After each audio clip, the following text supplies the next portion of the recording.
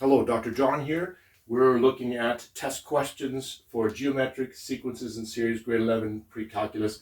Here we want to find the sum of the infinite series. So I've just written out a couple of terms here. I've written out the first four terms because this keeps going forever. And we want to find out if it's one of these numbers here. For infinite series, it's very important that you have a common ratio that is greater than -1 or less than 1.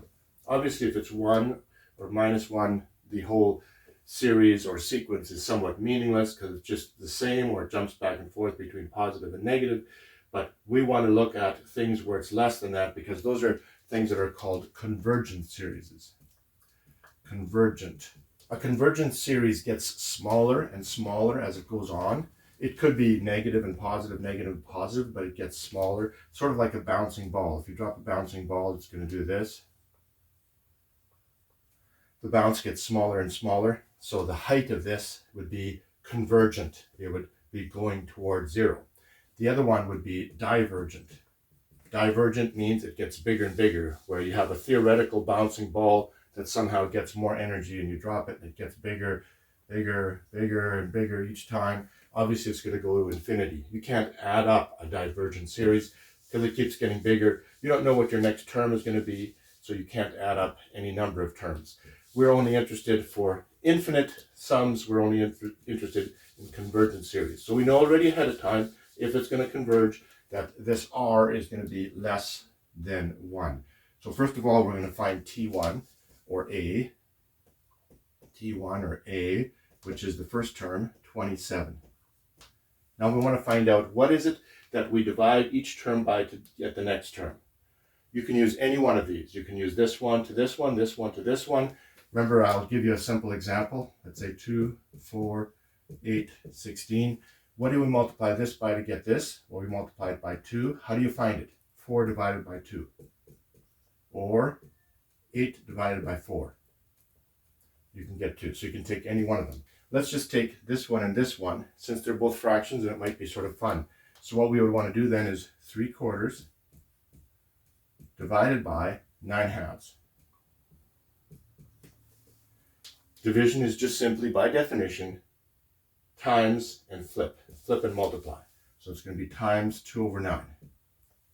2/9 here. Notice this 9 is a 3 times 3, and this is 2 times 2. So we can cancel one of these 2's with one of these, one of these with one of these. We're left with a 1 on the top and a 6 on the bottom. We can test this out.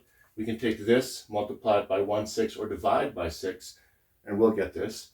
We can try this one over here as well, just to test it out. Let's just test out to see if r is equal to 1/6.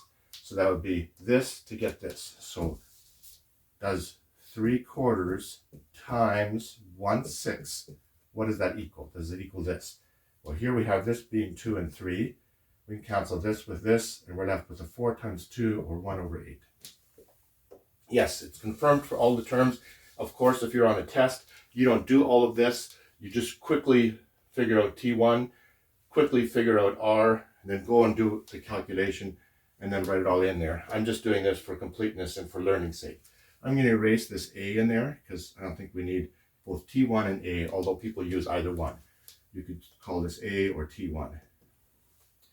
Let's use the infinite sum now. Remember, the sum of n terms is equal to this formula. It's equal to the first term, T1 or A, times 1 minus r to the n, all over 1 minus r. This is the sum for any number of terms. You can use 5 terms, 10 terms, 20 terms. You can even use this for infinite terms. The thing about infinite terms, though, is since r is less than 1, and you're taking it to a big number, since r here is 1/6, and you're taking it to a huge number, infinity, or 100, or 1,000, a really big number, this is going to be a very, very small number.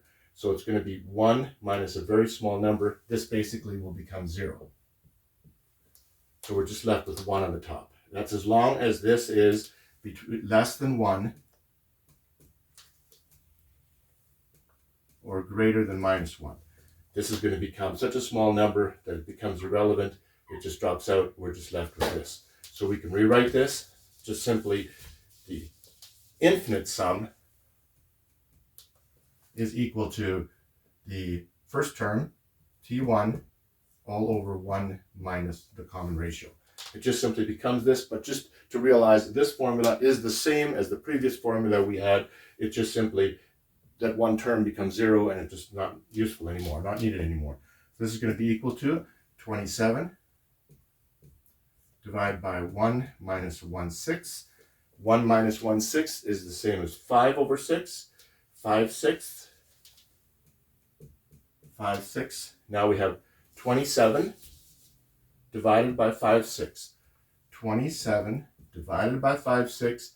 Flip and multiply times 6 over 5. 6 over 5. We can't divide this 5 into anything over here because this is a bunch of 3's. So we have to multiply 27 times 6. I'm getting this on the top to be 162. And we're left with a 5 in the bottom. We could, of course, divide that out and get some sort of decimal. But they have the answers in fractions over 8, 7, 5, and this thing over here. Notice we have 162 here, 162, and a number of these. When you have the same thing, similar things in a number of multiple choices, lean toward finding those first because chances are they're trying to get you with something that's close. So this is the answer here, and we've solved this problem.